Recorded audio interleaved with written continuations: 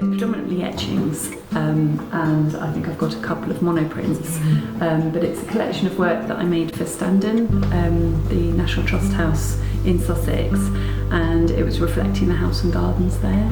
So a lot of it is plant-based, and it's to do with sort of collecting and foraging and marking the time of year, and I guess it's sort of seasonal foraging for plant material. And then the swallows and cow parsley reflect the beginning of summer, so that very early point in summer when the cow parsley comes out and the swallows appear.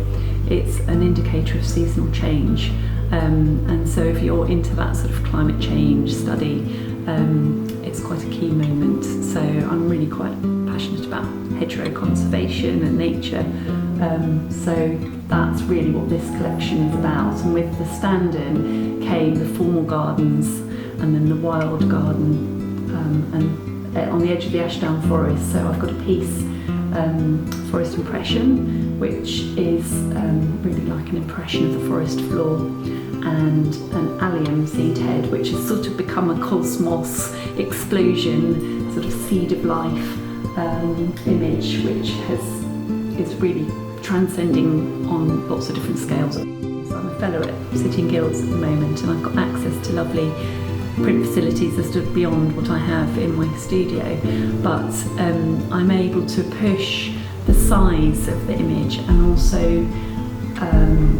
different applications of grounds. So you'll put on a waxy coating, which is called a soft ground, and then I make an impression of the actual plant material into that and carefully lift it off, and then you'll put the whole lot into acid, so nitric acid, and then the metal plate, which is zinc, will be bitten for a very particular timing, and wherever the acid has bitten into the plate, it will hold the ink. So you ink it up with wonderful sort of movements that you learn from other printmakers, and it's a handed down tradition, and then you'll put it through a press with very thick paper, damp paper, and the image will be transferred in reverse. So what you see here is different proofs that I've done of different images, trying out different layering. So the swallows and cow parsley have then got another technique, which is a more painterly technique called sugar lift aquatooth, which I could go on at length about,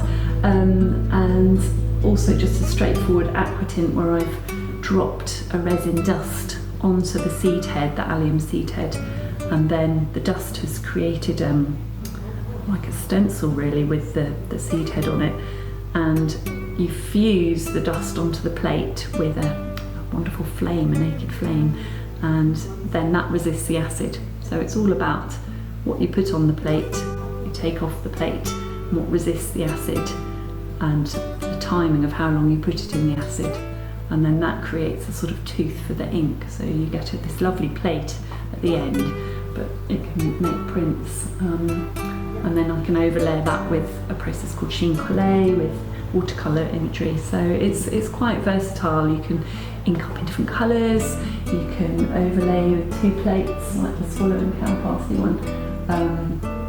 You can put other layering over the top, so it's quite endless.